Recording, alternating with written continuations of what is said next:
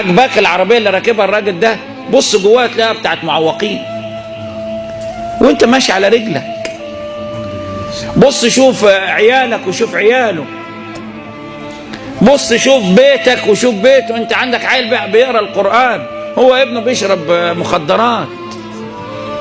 ولا تمدن عينيك إلى ما متعنا به أزواجا منهم زهرة الحياة الدنيا لنفتنهم فيه ورزق ربك خير وأبقى.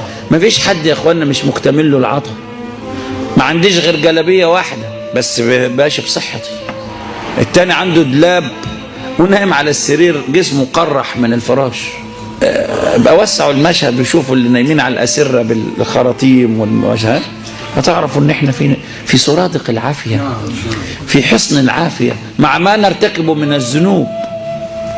سلم يا رب. وده المنظور ده لازم نقراه لاولادنا ونعلمه لبيوتنا.